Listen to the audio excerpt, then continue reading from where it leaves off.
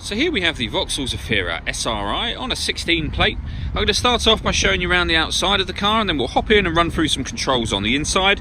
But from the outside you can see it's a 5-door car with alloy wheels and tinted windows. Let's start off inside the boot and then work our way around the rest of the car from there.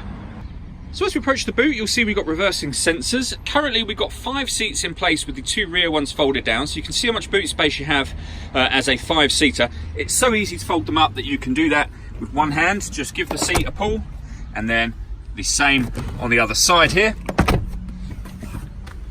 And there you go, you can see the car now as a 7-seater.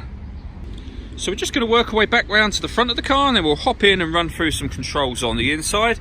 But now that we've done a full circle of it, you can see it's in wonderful condition the whole way round. Just briefly before we climb in, I think it's well worth seeing the interior from this exterior point of view. You get full leather seats. There's plenty to run through on the dashboard, so let's hop in and we'll do that now. Okay, so now that we're inside the car, we're going to start with the dials. On the left-hand side, we have the rev counter, and on the right-hand side, the speedometer. In the middle at the bottom, you can see the total miles for this car, which are 25,662. You can change information that's displayed above that using controls on the indicator stalk.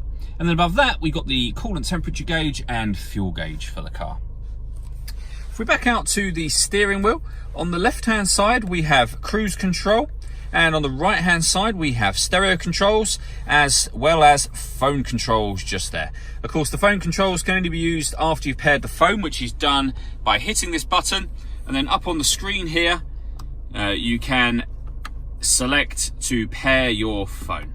When it comes to music on this car, you can see we have FM, DAB and AM radio all available to us.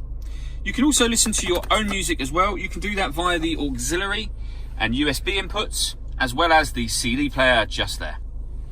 Below that we've got the air conditioning, so you can determine the temperature, the fan speed, direction you'd like the air to be distributed in, and then hit this button to turn the air conditioning on. So it's on at the moment, off, or back on again.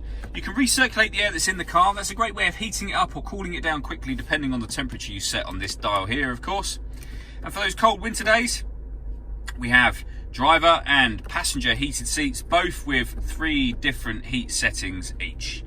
Below that section we've got this cubby hole, and there's a bit that opens down into that, which is showing a 12-volt charging socket, the auxiliary and USB inputs that I mentioned a moment ago, a 6-speed manual gearbox, and then these 2 buttons here. So you can turn off the parking sensors with this button, or turn them back on again, and this one turns off the traction control for the car. All that leaves me to say is thank you for taking the time to watch this video. If you'd like to come and see the car in person and have a test drive, please feel free to call any of our MJA sites. We'd love to hear from you soon.